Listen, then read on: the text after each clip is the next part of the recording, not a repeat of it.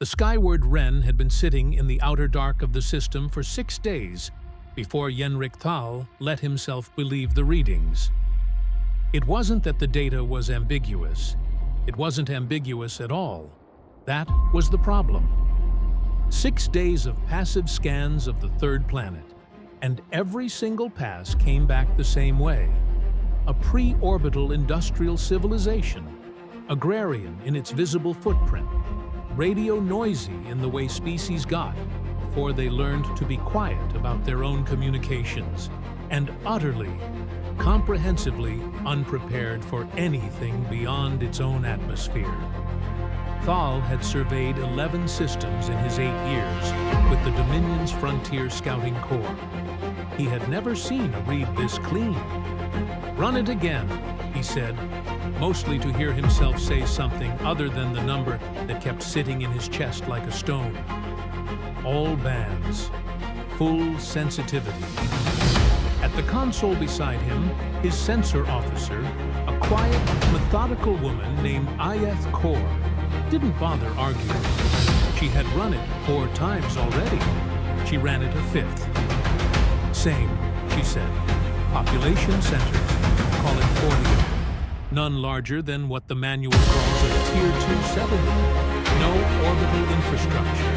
No detectable directed energy signatures anywhere in the system. Radio chatters, agricultural, crop reports, weather, some kind of regional trade coordination. Command, I don't think there's a military here at all. I think there's a really big farm." Thal looked at the planet on the main display. From this distance, it was a blue-green marble with a scatter of pale lights on its night side. Unremarkable in every way that mattered to the Dominion's classification system.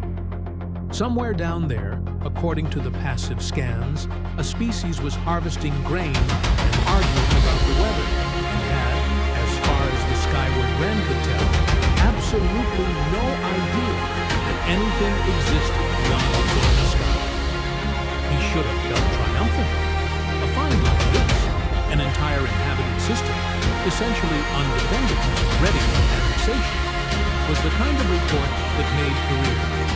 He felt, instead, a small, nagging unease he could not know, he did not trust, because in 8 years of scouting, he had never once needed to trust an unease that wasn't backed by data, and the data was clean.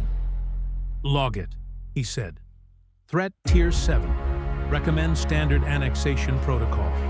Population estimate, technology profile, all of it. Send the full package back to Sector Command." He paused, and the unease surfaced again, unwelcome. "And flag it for a second pass before the fleet arrives. Just to be thorough." Kaur glanced at him. "Second pass wasn't in the survey window, sir. We're due back at the rally point in 18 hours. I know what the window is, Lieutenant." Thal kept his eyes on the planet. "Flag it anyway." He didn't say the other thing he was thinking, because it sounded foolish even inside his own head. That a species this quiet, this comprehensively unremarkable, ought to have made at least one noise somewhere that didn't fit. Every species the Dominion had ever surveyed left some kind of mess in its own data. A stray military signal, a badly secured research transmission, something. This system's silence was too complete. It read less like a species that hadn't developed anything worth hiding, and more like a species that had gotten very, very good at hiding it. He told himself it was nothing. He filed the report, and 600 kilometers below the skyward Wren, in a farmhouse on the outskirts of a settlement the Dominion's databases would soon list as Kestrel's Landing, a man named Hank Whitaker went to bed without the faintest idea that his sky had just been measured, catalogued, and quietly condemned. Thank you for listening to the opening chapter of The Quiet Empire. Please leave comments. They are always appreciated. Also, please like and follow on TikTok, or like and subscribe on YouTube. They will help to keep these stories coming and on a quicker pace. Thank you.